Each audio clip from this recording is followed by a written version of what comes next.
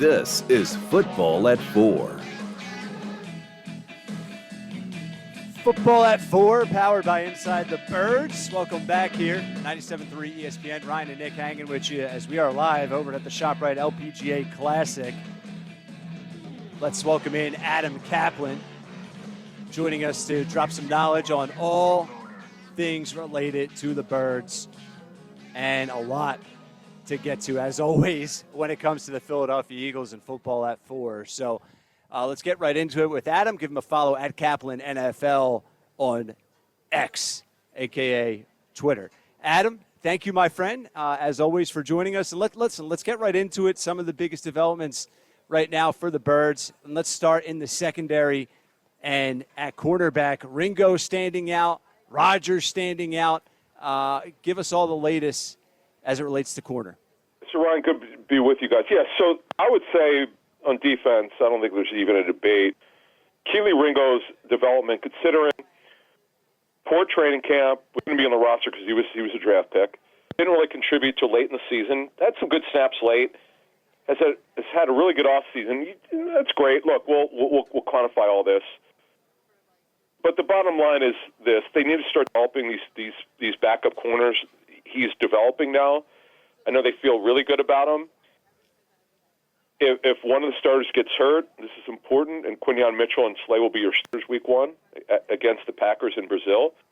They need to feel good about these guys because, Ryan, if they do, and Isaiah Rodgers included, he also has shown that he can play because, remember, he didn't play last year. They didn't know anything about what he was doing off the field because he was not with the football team. But when he got there, he showed he could still play at a high enough level, or practice at a high enough level. So this, Ryan, when you sum it up, will probably help them not sign a veteran corner. Like that's the thing. That when you start developing your backup young players at a position, that means you don't have to go out and sign a veteran player. That and spend even more money. So right now, that's a really good thing. And Ringo got length. He's a good fit for the zone system. And as one person told me, the confidence that he's practicing with is so much different than last season. So far, so good. And that's great. Obviously, when you can avoid any need to go sign someone and spend more money at that position. So obviously good, still early, but nonetheless, good news is always better than bad news there. So those two young guys standing out. Let's go to the offensive line for a minute, Adam. And interior offensive line, something that has been highlighted.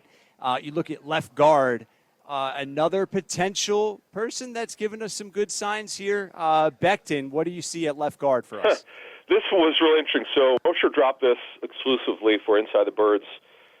The pod that we did, Ryan, after he signed, and he goes, hey, I'm hearing that they're going to cross-stream at guard. I'm like, guard? He's never played there before. I'm like, all right, we'll see if we do it.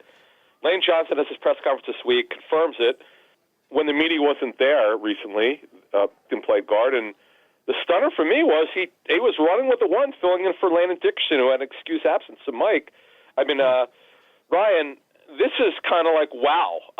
Now we'll see if they do this in training camp. Becton's never played it. He has slimmed down because when I saw him last, I believe he was around 400 pounds, somewhere in the 360s. But for him, that's still a lot. I was told also he at one point he lost over 40 pounds. So he's taking his fitness seriously. Hopefully condition's good. He's going to be on this football team. Is it a one-year deal? But they say in the National Football League, Ryan, the more you can do.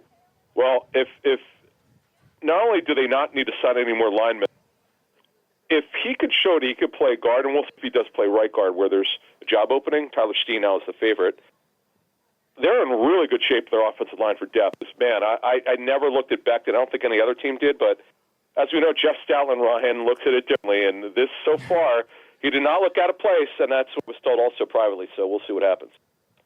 Hey, Adam, it's Nick here. I got to ask you about the off a little bit here at minicamp. We've seen the defense make some plays. We've heard different names. Cooper DeJean making plays out there on the defensive side of things. What's up with the offense? Does it seem like they're struggling a little bit at camp? Does it have anything to do with the install of the new offensive scheme?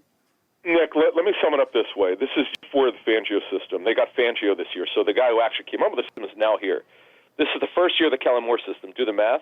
Of course it's not going to look great. I'm not criticizing the question. You should be asking me that question because I just did a TV spot yesterday on sports explaining the overreaction. this is year 25 of covering these OTAs, okay? I've seen it all. Believe me, I've seen offenses look terrible, great. Is it a little, I don't want to say worse, but is it not quite what I thought? Yeah, in terms of performance. But they're also going against a system that's been in place for 4 years. I had to kind of like remind myself because I'm seeing to move this forward. There are a lot of timing issues, as I understand it. Hurts is the ball's not coming up fast enough sometimes. It's just a step slow with it, and a guy might not be in the same spot he's supposed to be or the right spot, and that matters. Fractions matter. And I'll say this: it's not a sloppy practice. They're not guys lining up off sides. It's just the timing is off. You're talking about getting 8 practices or so in a season, and somehow you're supposed to get this done. It's just not realistic. I am not worried at all. I have to be the voice of reason here, and if people who know me have listened to this spot. I am absolutely not a cheerleader. I don't care if they win or lose. I'm not a fan. It's not my job and Jeff's job. We call it down the middle. Some of the stuff's going to be extremely positive. Sometimes it's going to be negative. We tell you the truth. I'm basing this on 25 years, folks. To throw it in my face if I'm wrong for the first month of the season, that if the offense is struggling, you could throw it in my face. But I'd be stunned if this offense isn't exceptional this season. And Adam, before Nick asks you another question here, right? Sure. Like now's the time for this offense to look a bit slow. Like right. This is the point, right? Right. That when it's not, but they're not game planning really specific. You're learning a new system. Not only are you installing it, you're taking what you learn in the classroom environment, and then you're taking it out to the field. And it's just not enough time. It's just not enough time. One of the things that I've always had a problem with. When I started covering the league, there weren't 2 days in the offseason that I can remember, but OTA practice would be 2 hours. Guys, yesterday's practice was technically 1 hour. They only practiced for 50 minutes. And wow. I don't agree with it. I don't know why they only had six OTA practices then plus the minute camp. I would have done all of them. I don't agree with it, considering you're installing a new offense, and it's completely different, by the way, I'm told, than Sirianni's, which is now out.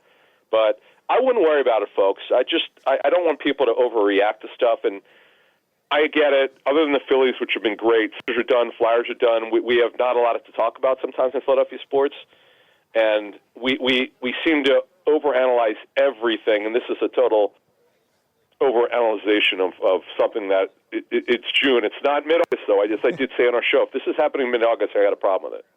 Yeah, Adam, it's still June. It's still very early. There's still a lot of time to install the offense. Yeah. But there's one concern definitely on the offensive side of things, and that's at wide receiver. After A.J. Brown and Devontae Smith, I mean, what are you seeing from John Ross, Paris Campbell? What have they been showing people at practice? All right, so, Nick, I would say this, though, and again, it's only OTAs. It doesn't mean a whole lot except with this caveat. John Ross said he's in physical shape. He retired for a season. He came back. Never wound up playing for the Chiefs. He's in shape. He's in condition, based on what I've heard. He's looked good. Now, again, this is not training camp. It's only in June. He'll go to training camp. We'll see if he can make the team. The reason why I wanted to talk about receiver, they have no depth there. With Devontae Parker's retirement, they have not replaced him. Paris Campbell right now would be the top backup outside receiver. He doesn't really. He could probably play A.J. Brown's position, but he's not signed to play it. He's more of a Devontae Smith backup, more of the move position. They're going to have to add somebody at some point. They need a receiver with size who could back up A.J. Brown. But John Ross, look, he looked like he showed he could still play. Unfortunately, Jacob Harris, who I really like, former Ram, who tore his ACL some years ago. I know talk of the Rams, they absolutely loved him his rookie season, then he got hurt. Anais Smith, by the way, looked pretty good yesterday. He had some drops and some punt return stuff that was going well. But he showed that he's healthy. Johnny Wilson is a guy that they like. He's going to compete for a roster spot. My prediction would be probably make it. Guys, they just don't have a number 4, 5, or 6 receiver. Number 3, Paris Campbell, was benched last season with the Giants. He also has had an injury history, so it's fair game to bring it up. It's a real problem for me for depth. Behind the 2 studs, they just don't have depth, and that's. If you're trying to go back to a Super Bowl, I'm not saying they're going to get back there, but if you're trying to go make a deep run in the playoffs again, they're going to have to dress the position. Talking with Adam Caplan inside the Birds here for Football at 4. Adam, let's get to the defensive side here. And, man, interesting story, of course, heading into camp. For listeners that haven't seen, James Bradbury, who once upon a time, a couple years ago, was second-team All-Pro cornerback. C.J. Gardner-Johnson back in green for the Birds. You look at Blankenship and Brown at the other side for safety. But what I'm getting at, Bradbury is taking snaps, or I should say getting some reps at safety. So, I mean, fill us in on that and how you see that potentially panning out. Yeah, he has some minor injury. I don't know what he was supposed to practice at safety last week, but he didn't practice the final 2 days of mandatory camp. So, to me, my feeling is that, my sense is that they're doing this to cinch the contract. He's making just under $11 million, fully guaranteed. They don't plan to cut him because they don't want to eat the money. Though there's what's called an offset language. They would get a cap rebate after you would sign with a team, but it's just not good. It's just not. They're trying to salvage the contract. I remember asking someone who swore to me, someone in personnel with the team said to me that he just doesn't project to play safety. Well, the Eagles don't think so. They think that somehow he can do it. You heard Nick Sirianni say, not that he's saying he's Charles Woodson, but Charles Woodson was able to do it. And, they're very light at safety because they don't know for sure. Sidney Brown, my gut feeling would be he'll be ready week 1.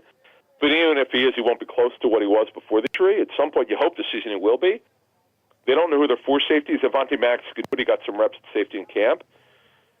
But they could use another safety, so we'll see if it works out. And then we'll also be in training camp, assuming he's on the roster, whether he has any trade value. Right now, he probably would not because he's enormous. And it's not like you could ask him to take a pay cut. He's making nearly $11 million, so he's not going to be taking a pay cut. Linebacker is always a position that Eagles fans are talking about, and we're obsessed. I mean, it is what it is. And listen, the Eagles go out and get Axeman Jr., Jeremiah Trotter Jr. in the draft, which is awesome, a feel-good story. You look at the depth. You have Nakobe Dean, certainly a big year, prove-it year for him, in my opinion. Devin White on the other side. I mentioned Jeremiah Trotter Jr. Are we better? Particularly at inside linebacker? It's a great question. They have more players. The talent level is better with Devin White, and Zach Bond is playing inside linebacker right now. He may play both. We don't know about Nakobe Dean yet. We only ran with the twos just about. Their hope is that it'll wind up starting week 1 against Green Bay. They're not going to know that until they get through August. You mentioned Trotter Jr., who I would say probably will make the team. Burks also came over from the Niners, a pretty good backup who's got size. Van Sumer, by the way, played great against the Giants in his only start. He's an excellent special teams player. So overall, the group is deeper. Is it better? Probably. They've gotten younger, too. They're not with Zach Cunningham and Miles Jack retiring and then coming out of retirement to play for the Steelers, which is very odd. They're going to be better. How much better? We're just not going to know until we get through training camp. I just want to see if Nakobe Dean be the player they thought they were getting. Unfortunately, it hasn't happened because of injury. But it's year 3 of a 4-year deal. This has to be his year. Yeah, it's. I agree with you. All eyes, and my eyes certainly, will be on Dean as well. Adam Caplan at Caplan NFL. Give him a follow. Make sure you're following Inside the Birds for all the latest Eagles news and notes. Adam, enjoy your weekend, my friend. Excellent insight as always. You too, guys. See ya.